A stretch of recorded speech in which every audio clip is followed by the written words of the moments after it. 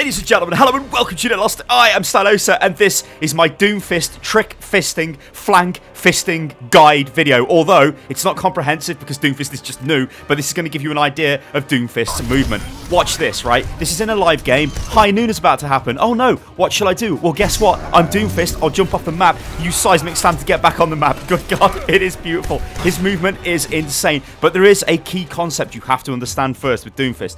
You can keep your momentum going if you jump at the end of rocket punch, like I just did there. Now, if I turn around and go back without jumping, you'll notice I just stop. So I can move much further if I jump right at the end of rocket punch. And this is much easier than it actually looks. I can do this consistently. If you watch me doing this here, you know, I just continually keep doing it. It's very easy to keep doing this. This is awesome for movement. You can get around the map much quicker. Using it in combat, I don't know, that's kind of up to you guys, but just using it to get into fights faster, it is a awesome little kind of Doomfist trick. Whether these moves stay in the game, I don't know. Blizzard could nerf this hero. We'll have to wait and see.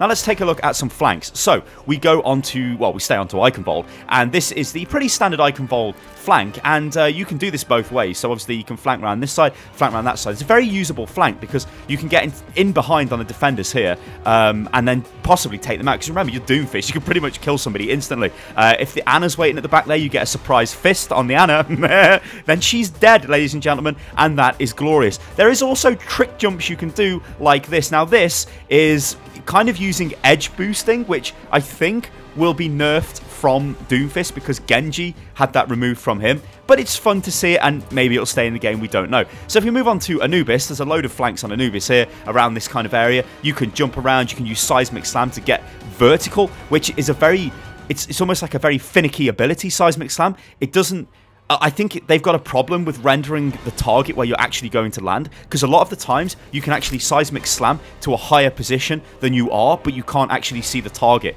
So that's a very key thing to remember. Of course, there's loads of flanks on Dorado as well, and then the very simplistic flank on Hanamura.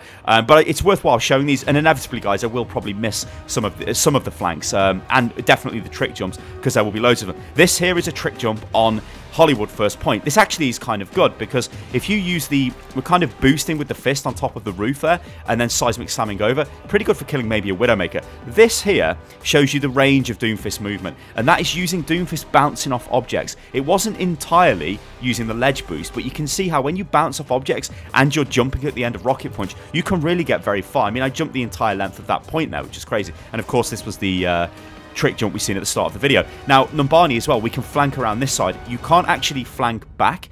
I mean, you may be able to, but I haven't been able to flank back that route. This, again, is Nepal, and we are on Shrine. And you can use the top of this roof to sort of slide over, jump over, and this is actually a pretty usable flank. This is in a combat scenario, so that's a good one to remember. And of course, you can flank all the way around the outside on Sanctum as well. Pretty much just chain all your abilities together and off you go.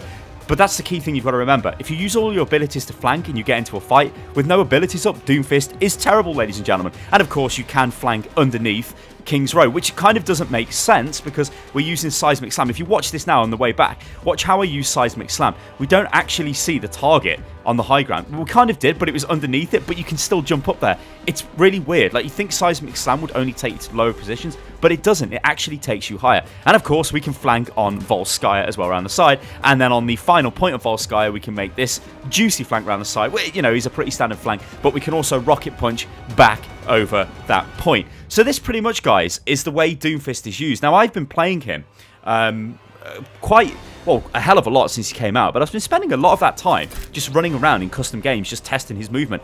This is the most mobile character in the game. You could probably say Genji's up there with him, but this hero is extremely mobile. He can get into positions you would not expect him to be in. Genji is kind of easy to read, right? Because Genji dashes in a direction, right? And he can wall climb and double jump. That's great. Doomfist, though, can, like, jump off stuff, bounce off objects, rapidly.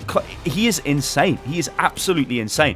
I think we're going to see tons and tons of awesome plays with this hero. We're going to see tons and tons of trick fists, tons and tons of amazing flanks with this hero. I've only showed you a few in this video, but do bear in mind, some things probably will get nerfed. I think edge boosting or ledge boosting, whatever you want to call it, probably will get nerfed with Doomfist because it was nerfed with Genji. Now, what that means is you can conserve, or rather keep your momentum when you hit the ledge, or when you end your fist on a ledge, right, you'll just keep going, which is a bit ridiculous, and it's what facilitated the icon-volved flank I showed you at the start of the video. Things like that probably will get removed, but he is still mobile, even without using crazy, you know, edge boosting and whatever. He is ridiculously mobile. But remember, this guy's already been nerfed. He's had the range of his rocket punch already nerfed, which, you know, probably says that, yes, Blizzard are a little bit concerned with how mobile this hero is. The fact remains, though, this is a supremely fun hero. Guys, let me know if you've got any other crazy flanks in the description of this video. Also, if you've got any crazy trick fists, explain them below. Guys, I've been Stylosa. This is Unit Lost. If you enjoyed the video, then like the video, subscribe to the channel. You can follow me on Twitter, which is @UnitLostGaming, and join the Discord, which is discord.gg/UnitLost. I mean, look at this. Look at the range of movement there. You can move so far just with normal abilities. I'll catch you next time. Toodaloo.